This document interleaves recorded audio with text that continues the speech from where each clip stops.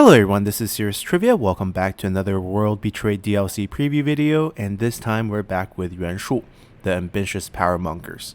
So like all other factions from the 190 start, Yuan Shu is returning for the 194 start here in a World Betrayed.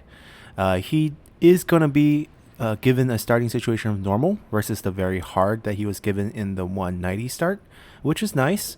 And he has the same background bonus of 25% income from commerce and industry and 15 points to undercover network costs for enemy spies. His faction specialization remains the same. It's legitimacy. It increases his prestige and is used for the recruitment of new characters. It allows for alliance to be formed from the start of the game, and you can gain legitimacy through unique diplomatic deals. And for unique features, he has the Rapid Tiger Infantry and the Warriors of the Left. Now these units aren't my favorite because they're basically one-handed sword unit without a shield, which make them bad against cavalry and bad against ranged. So they really can't play their role as a frontline unit unless the enemy is all melee for some reason. But they're supposed to be his elite imperial army, as Yuan Shu is looking to declare himself as emperor here. His unique faction building is a replacement chain for the administrative office. It's called the Zhong administration. Zhong is the name of the dynasty that he picked for himself after he decided to form his empire and declare himself as the emperor. So that's why this administrative chain is his Zhong administration, leads all the way to a palace. You have to spend legitimacy with this building per turn, and it gives you income from all sources. Like their units, I also think it's a very luck-laster building, and I don't really recommend it very much. And he has a unique assignment here that can increase income from commerce, and I believe it costs a little bit of legitimacy to use as well. In terms of noteworthy characters, you do get a few new toys to play with in the 194 start. You get Jiling, who is a blunt instrument. He's a vanguard. He's your other unique legendary model character here. Jiling plays a pretty small role in history. Not a bad general. Described as someone who has good strength as a general. But his major role he plays during the Three Kingdom period is being the witness to Lü Bu's greatness.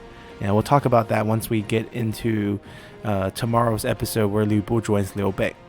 And other characters are Yang Hong, respected advisor. Now this character I believe is actually a mistake. He shouldn't be here historically. Not that Yang Hong wasn't an advisor for Yuan Shu, but a different Yang Hong. There's two characters who are called Yang Hong during this period, and the person that they put here as the respected advisor is actually a much younger general who should later on be a Shu advisor for the kingdom of Shu after Liu Bei forms it. And the other version that should be with Yuan Shu is not really historically noteworthy. I have actually noted this and reported it to CA, so maybe they'll get this fixed by release, or maybe it's just a character mistake. We'll see. And lastly, we have Yan Xiang. So he is a well-known advisor for Yuan Shu, and was actually one of the few people who were smart enough to advise Yuan Shu to not declare himself as emperor. But unfortunately for him, his master was not smart enough to accept that advice, and basically triggered his own end by declaring himself as emperor. Now we're going to read this for a little bit, just to get a feel for Yuan Shu's mindset here. Yuan Shu can feel his time is coming. With every new sentence written in history's ledger, he knows his time is approaching, and draws his schemes accordingly. He hails from the prestigious and wealthy Yuan family, which weighs upon his shoulder, as does the braggish blustering of his half-brother Yuan Shao. Only through demonstrating his legitimacy to others can Yuan Shu prove his right to rule. So we talked about this previously. The Yuan clan is a huge clan during this time. In the 4 generations before Yuan Shu, they had 3 family members who became... No, they had 4 family members. 四世三公. Yep. They had 4 family members who reached the status of Grand Excellency. So every generation there's at least one. I think they might even have 2 in one generation. But basically, every generation, someone reached the top of the government. So they were a very, very respected clan. And Yuan Shu himself is born from the main branch of the clan with the wife. But he wasn't the oldest son. Yuan Shao was the oldest son. But Yuan Shao's mom was a maid. So in Yuan Shu's eyes, Yuan Shao, even though it's his older half-brother, doesn't have a claim to inheriting any of the fame and respect of the Yuan clan.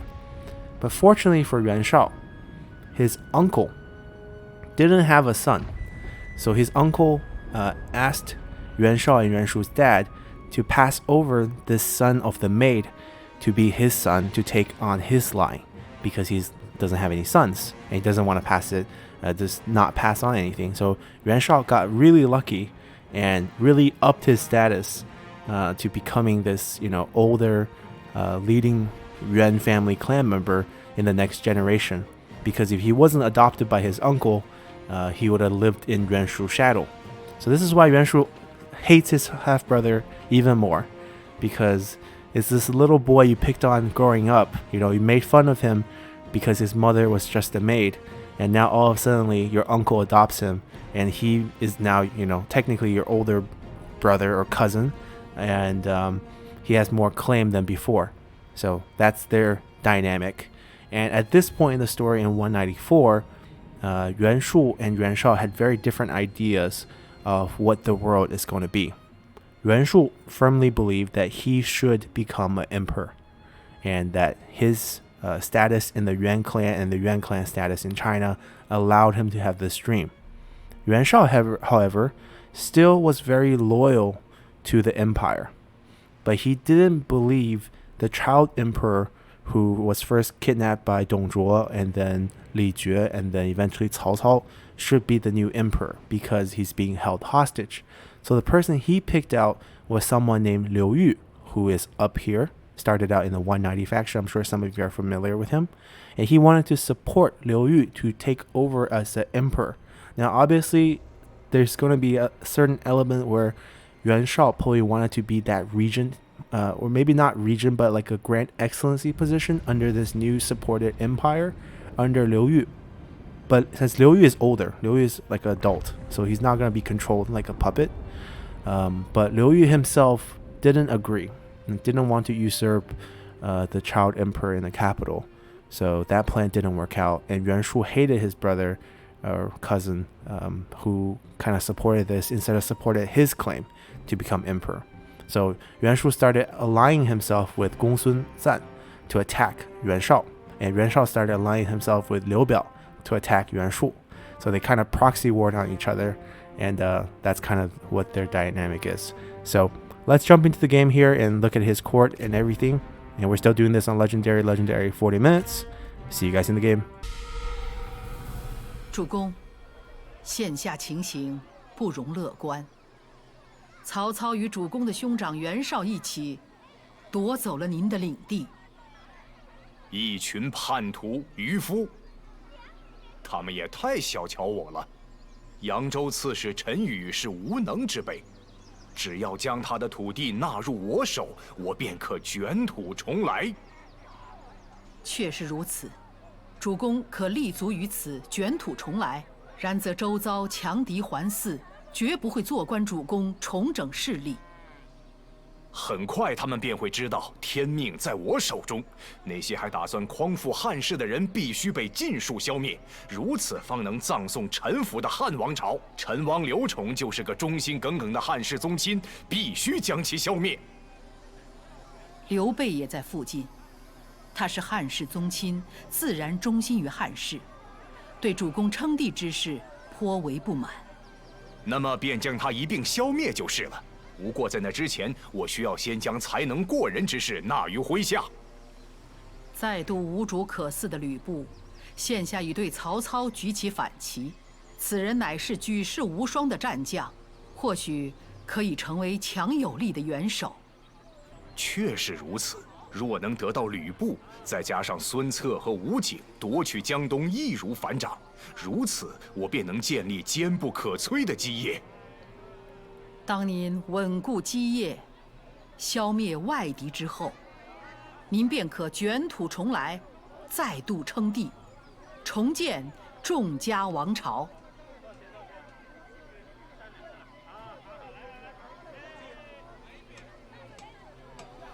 Alrighty. So, our first mission is a challenge. Construct or upgrade a building in Yangzhou small city. Support of the people. Not too hard. So this is what we start out with.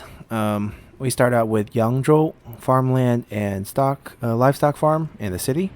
And we have vassals. Let's take a look at diplomacy. We have Sun Ce as our vassal. He doesn't have any land. And Wu Jing as our other vassal. And we're at war with Lu Kang. So very familiar to the situation we were just in, playing as Sun Ce's faction for the preview. We have a very, very big court. Very big court. But if you notice, some of these characters are characters that's going to leave us, right? These are characters that are going to go with Sun Ce very much in the future. And we start out with a few items. Lots of assignments, and let's take a look. So if you guys are not familiar with Yuan Shu's faction, his faction resources legitimacy here goes from 0 to 400. Every 100 is a tier, and the first tier is -2 public order, which not great. But as you move up, you lose diplomatic relationship with all other factions because you're kind of declaring yourself as emperor, but you gain public order, you gain additional income, and more public order and more income. So it does become quite strong, but you're going to be at war with a lot of different factions. Now let's not talk about any of the character that eventually leaves and go to Sun Ce, right? So Lu Fan, Han Dang, Chen Pu, Huang Gai, we're really not going to talk about. But if you are playing, you could strip their items off before you send them away. I think you can get a horse out of this. And that's about it. Also, a couple other familiar names. Lu Su here will also leave us, or maybe not. Depends on how you play it. But also a Wu character. And let's talk about some of the characters that are more notable for us. So this is Jiling. He's the blunt instrument. He's a general. He's very mad at us. We don't really inspire a lot of happiness in our faction. And he's decent. He's a pretty decent character. And if you look at his skill tree here, sadly you'll notice that he has the same skill tree as a generic Vanguard. He doesn't have any unique skills. And the background bonus only gives him 40 extra points. So it's not like the standard 60 for most legendary characters. But not too bad. You do get a unique model. Yang Hong here is the person I have an issue with. So he's called the respected advisor here, right? And if we look at him in the court, let's see, Yang Hong. Here he is. So this character here used for Hong is not the correct one for the character who's under Yuan Shu. It should be a different character. If the character is taken as is, then it's actually a different Yang Hong. This Yang Hong is actually a advisor for Liu Bei way down the line when the kingdom of Shu is founded. So I feel like they either made a mistake and put that character in for Yuan Shu because the English spelling here is the same, or that they used the wrong Chinese character. But either way, something's off with him. And this is Yan Xiang. So he is a strategist who kind of told us to not become an emperor because it's going to backfire. And he was right. We were wrong, but we didn't listen to him. Lady Feng is our wife, and Feng Feng, who is a general from the 8 gate captains of the West Palace, or basically the Emperor's private army, is her dad. And we met her through that way because our half-brother Yuan Shao is also from the 8 guards of the West Palace as well. And if we look at our court, we do start out as second marquis, so we have a lot of positions unlocked. And you could consider taking characters into these positions right away because they're cheaper now, right? Only 120 for the roles. So you get 15% industry, 10% discount to recruitment. So we can definitely look into that. Our son and daughter are both of age, and they are both old enough to be used. Our son's the faction heir. Not bad. They have the same skill tree at the beginning, so it doesn't really matter who you shuffle. So we do have 2 sets of commanders as our leader, but sadly that's still not enough authority to make people happy here. We do start out with a spy master, and that's about it. Not too many great items.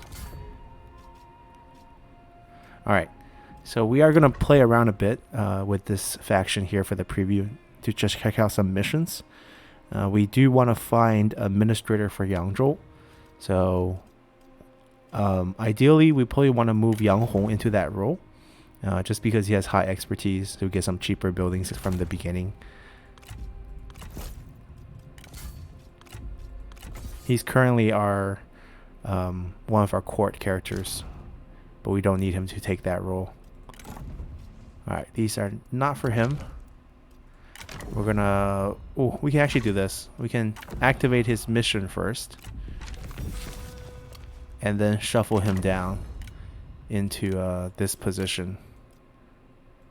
Oh, we can't do this on turn 1? We have to actually remove him from office and then pop him down? That's not friendly.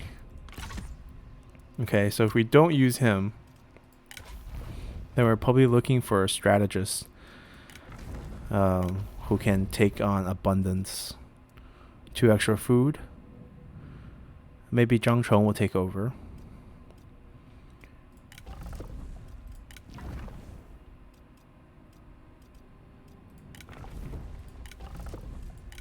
Chen Ji. Okay, so we'll put Zhang Cheng in as administrator for now.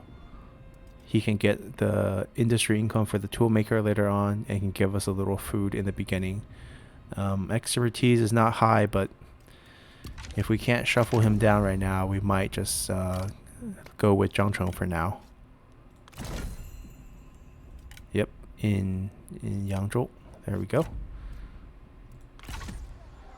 And we can put in a few assignments. We definitely want to throw our son in there, even though he doesn't get along. And we want to boost Poly satisfaction.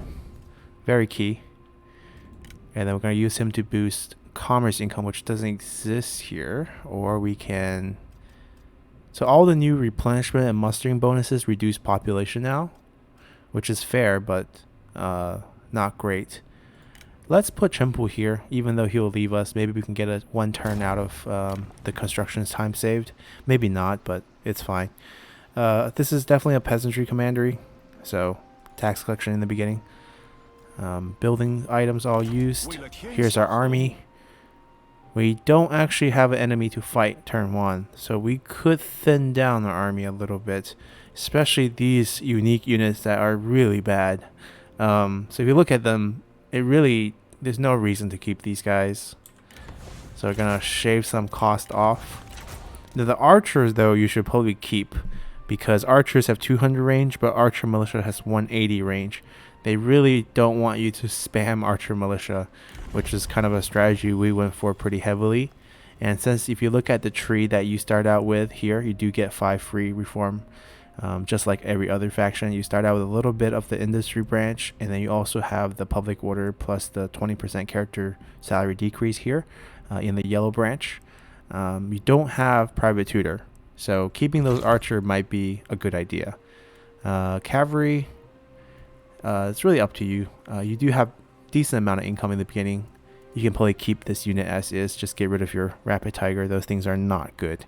And you build a building. You probably should get a trade route before you disband some units, though. That's my mistake. Oh, you're single. No, we're not offering you our daughter. We want to check your items out. Okay, nothing too great. Just give... Ooh, he's poor. He's a poor vassal here. Maybe we'll just ask for some gold.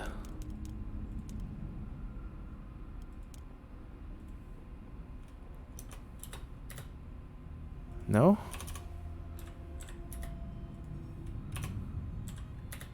There we go. 如此真叫人满意。 We do have another trade route. We can try Cao Cao, but I don't know if that's gonna work out. 这厮 Let's see if you start out with any good items. Nope. Alright, I'm not that interested in paying him 2.8. But oh, 500 gold per turn though. Ooh. I want to look at his 说话 items. 小心点。 Even though, you know, we historically assassinate him, so we could steal this turn 1. This is like the new Imperial Seal stealing. Basically, you want to offer him pretty much all your auxiliary for this. We're not going to do that here, but definitely an option you can try. So definitely make sure you try that in your gameplay there. We're going to get a deal with Cao Cao. 又是你。 I really want his 500 gold per turn for us. We will offer him not per turn payment. Huh, is this Sun single? Is that what's going on? Oh, Cao Ren single. We could try to steal Cao Ren, I guess. Another option you could try. I don't think he's going to give us that. Yep. So I guess we just have to flat out pay him. Let's see how greedy this guy is. Very greedy. Very greedy. Oh, at that price, I'm inclined to just give you one of these items. Not trader, though. Here, take our stone pig and pay us back instead.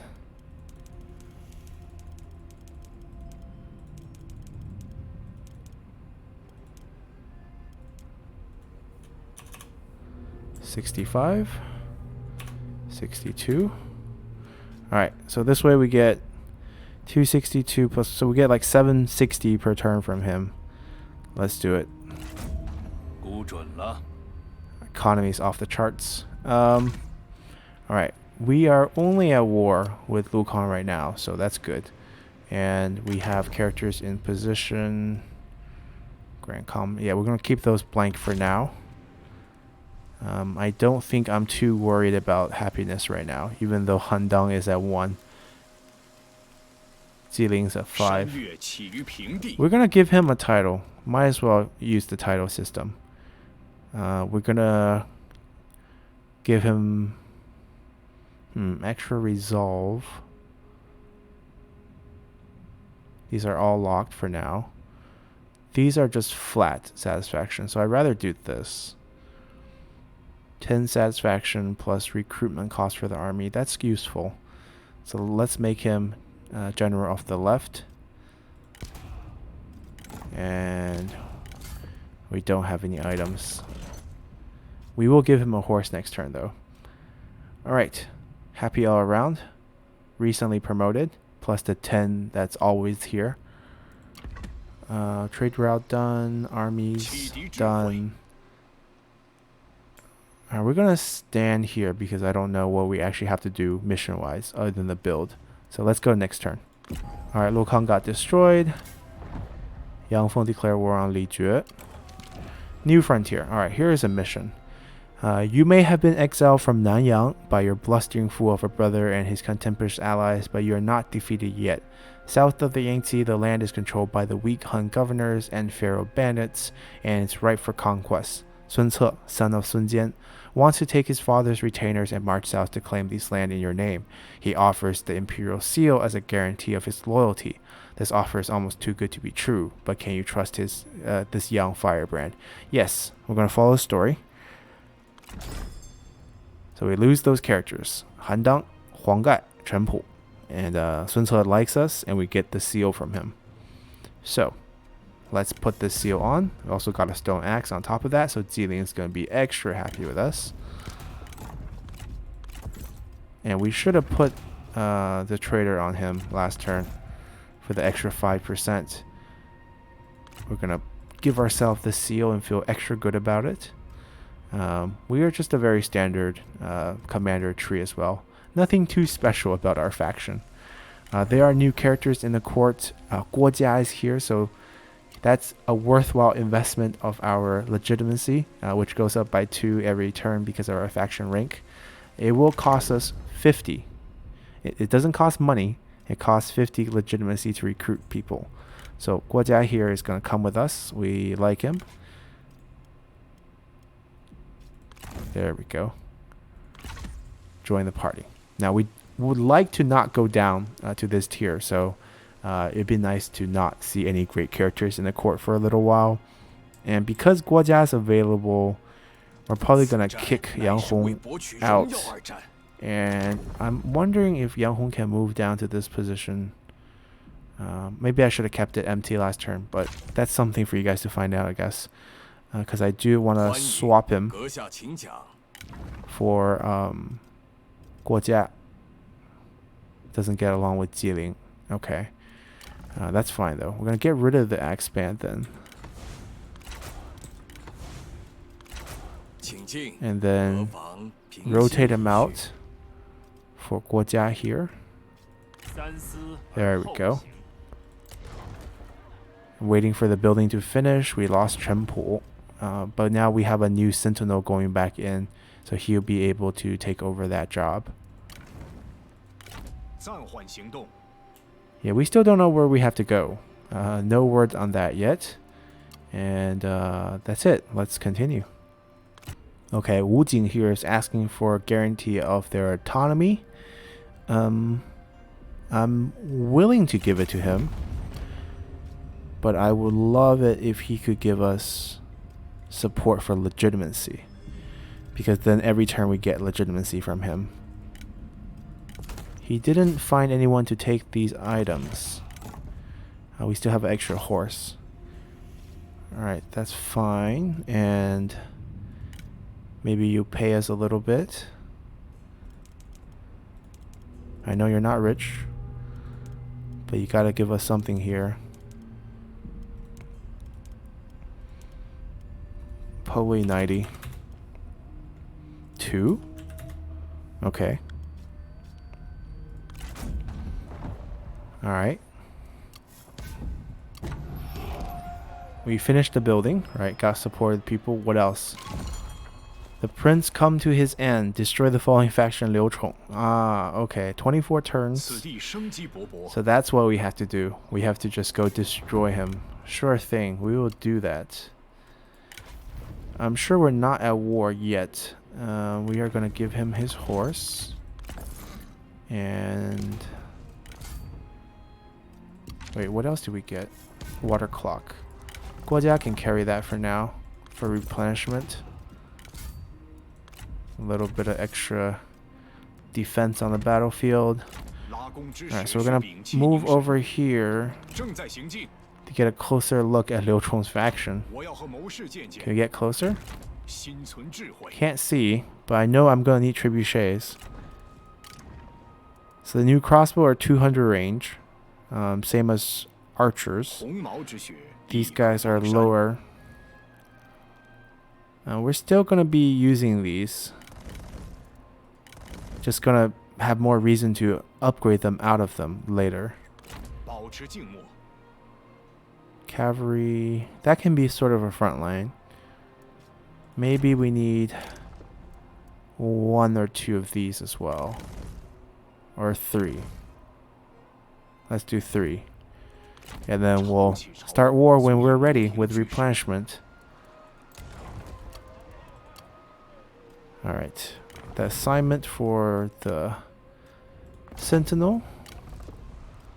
And we're gonna upgrade this. Save a little bit of gold for the army to move ahead. We could give what do you call it? Targets for our vassals, but right now we're not at war with anyone, so there's really no one to send to.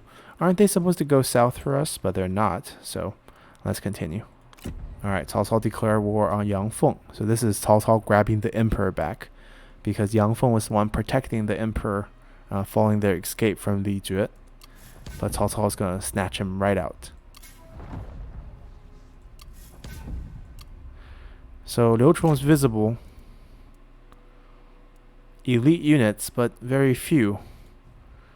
We got a new item, Diviner. This is a pretty fun item. So it was a diviner that actually kind of foretold us that we can lead the army. Wait, why can't I make him because we have a move. How do I cancel the move? Stop? No, backspace? Backspace canceled the move. There we go. Alright, he's gonna lead. And diviner's gonna go on him as well. We don't have the sets. Yeah, so it was a diviner who actually kind of, give him a reason. Usually you need some superstitious reason to officially push you over to be the emperor. Yuan Shu was a pretty terrible emperor. So he took over Yangzhou, snatched it from the official inspector, became the governor himself. And then he started taxing the people to build his palace, lived a very luxurious life. 100 or so concubines, spent tons on, palace, clothing, all sorts of stuff. Basically drained the local economy, bad harvest, there were cannibalism going on. Just a terrible person overall, not considering the amount of assassination and destruction of, friendly loyalist factions to the Han. Alright. Yeah. Let's go to next turn after we get a reform. And even though Sun Ce, who's kind of, playing into the character role as well, can get another trade route here. Yuan Shu mostly focused on battling the Xu province with Liu Bei, because you felt like, Tao Qian's gone. You got this sandal maker take over. Should be easy taking. But that didn't turn out that way either. Let's see if we could actually get another trade deal through. Sun Ce, oh yeah, right. He has his own land now, so he could trade. Now, how much can he? Okay, 2.6. We could give him 1 food and pay the boy.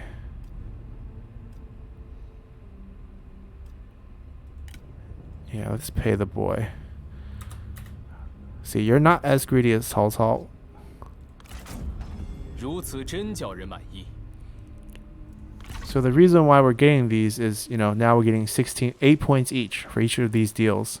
So we're getting 16 per turn. So we're trying to build this up, to the next tier. They don't decay. So once we get there and we don't spend it on characters, we have the extra bonus going forward. We're just going to wait till replenishment gets higher, and then we're going to go crush them. Let's continue. Alright, Liu Bu is destroyed once again by Cao Cao, chased away, fleeing to Liu Bei. Can't recruit him. He's already claimed. Still nothing going on. I think we'll start moving next turn. We don't need to be fully replenished, but still need some replenishment. Alright, our heir leveled up. Skill tree is terrible, right? We're trying to get these 4. But we're going to go down this route. Even though this is not useful on the battlefield, Yuan Yao here is never really going to be on the battlefield. We just want him as a support character here. So after the emperorship failed, right, Yuan Yao here still was alive, and he took the remaining members of the family and fled to Lujiang, who at the time was being administered by Liu Xun here. And Liu Xun kind of took them hostage, kind of want to use them as bargaining chip. But very soon after, Sun Ce, after uniting the south, counterattacked into Lujiang to try to control it again. And killed off Liu Xun, just chased them away, and was able to take over Yuan Yao's family. And Yuan Yao's daughter was eventually married into the Sun family as well. So they survived after the war. I think Sun Ce still thought fondly of Yuan Shu in a sense. Like, he didn't hate him. I think in a way he appreciated that Yuan Shu took him in and returned a lot of his father thing to him, because Yuan Shu definitely didn't have to. +3 public order. We could make him administrator, because I don't think we need him on the battlefield. He does have a lot of good bonuses. Yeah, I guess we'll go down the bottom route and get rid of, I guess ideally probably don't want Zhang Cheng there. He does give you a little extra food for diplomacy trade, and you do get extra industry. Not terrible, just maybe not optimal. Alright. We can move next turn, so let's just continue. Alright. Division in the capital. Though the tyrant is dead, the control of the emperor is far from settled. Li Jue and Guo Si, two of Dongzhuo's former general and Wu's ally, are the obstinate regents, but two such ambitious men could only work together for long. Could not work together for long, okay. Mutual suspicion has escalated to paranoia, then hostility, and gangs of their supporters skirmish in the streets and alleys of Chang'an. So that's why Yang Feng took the emperor and the court and just ran, and Cao Cao snatched them right up. Alright, matched Jian. Good item, but who can use it? Maybe our daughter. Alright, I think we're ready. We're gonna declare war.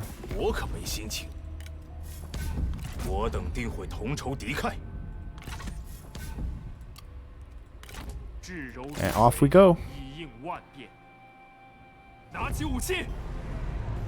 So we're just gonna delegate this. There's no reason to really fight this. Save us a little time to see what happens after we wreck his faction.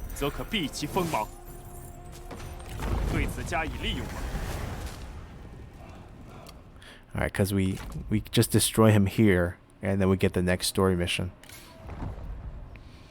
We get Champion Leather. We unlocked one of the titles, Earth Dragon. So we won a battle where we lost less than 200, and they had at least 8 units. Now you say they might have only 4 units, the general and 3 men, but then there's the retinue here in the garrison that had 4 more, so they had 8 units technically. Alright, so we're gonna heal up as we rest up this turn. Jilin can't wear it because he already has the armor. Liu Xuan here could wear this though, so pop this on him, make him look a little cooler. And that's it. Nothing else has really changed. We do have a few new building options. We are going to upgrade our livestock farm. Still focused on peasantry here. Alright, and we're going to continue. 只有独立，我们才能发展。你自找的。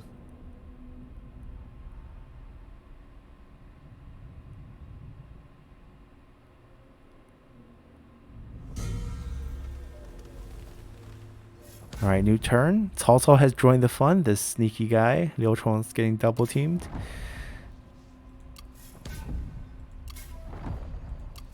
Okay, just the mess of all the vassals that were under Li Jue. Yep. Dong separatists. Everyone's declaring war on Liu Chuang. So much for peacekeeping in Chen. Alright. No one too special. We're pretty picky about who we recruit because legitimacy is pretty nice to get it higher. Alright, we're just going to march out, heal here for a turn, and crush the army he just summoned, which is really a bad army. Cao Cao has a pretty strong army. They gave him a lot of force in the beginning to wipe out Lü Bu. So he might be a scary neighbor, but let's see where the story guides us. Because right now it wants us to attack this. Okay, surely it has a piece. That's fine. Let's continue. Alright, Lü Bu backstabs Liu Bei after Liu Bei takes him in. Sudden but inevitable.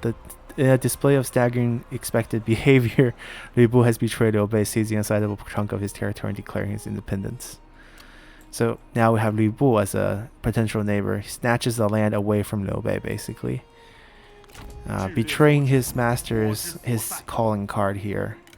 Now we probably should look at characters. I'm just being a little lazy because, you know, you could get good items, you could get a farmer, and there are these new background. If they are former bandits, they have new background. Bandits can be recruited in between bandit factions and Han Empire factions, and we'll talk about this tonight when we talk about Yan Bai Hu. But there's these new bonuses that you can see from the different backgrounds. Yeah, but no one's a farmer. I'm not really interested in spending legitimacy. We just hit tier 3, so income just shot up.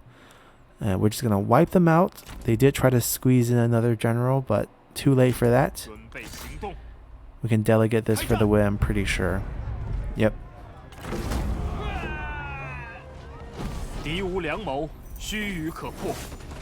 Alright, so we finished our mission here, Path to Glory. 15% peasantry, 5 turns, 6 public order. Wonderful. And next challenge. The Yuan takes what they deserve. The upstart sandal weaver turned warlord Liu Bei has too long been allowed free rein to do as he please. His meddling could impair your righteous ascension, and so his land must become yours, and he must learn his place or suffer. Control 5 settlements, either directly controlled through military, including Donghai City, Donghai Farm, Fishing Port. So they're basically asking us to end Liu Bei, pretty much. As you can see, and Lu Bu. Lu Bu has taken majority of Liu Bei's land, including Pengcheng and Donghai here. Liu Bei is stuck with only one land here.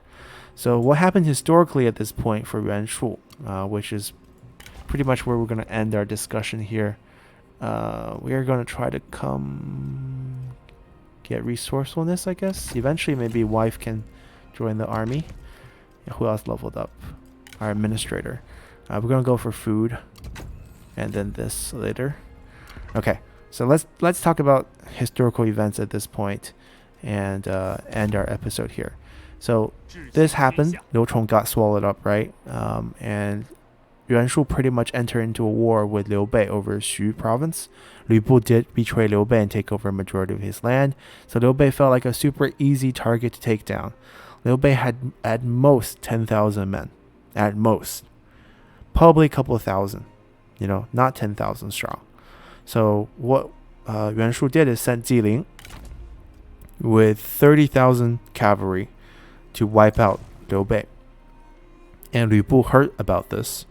And in a way, Lu Bu, probably you would think he would want Liu Bei gone, right? Because he betrayed Liu Bei. Liu Bei is always his threat, even though they kind of made up, like a fake makeup after the event. And Liu Bei basically said, I took you in when you were down, so I know you betrayed us, quote unquote. Lu Bu gave an excuse that Zhang Fei was drunk and Zhang Fei killed some of his men, so that's why he kind of overthrew Zhang Fei, who was guarding this area, and squeezed Liu Bei to this small part.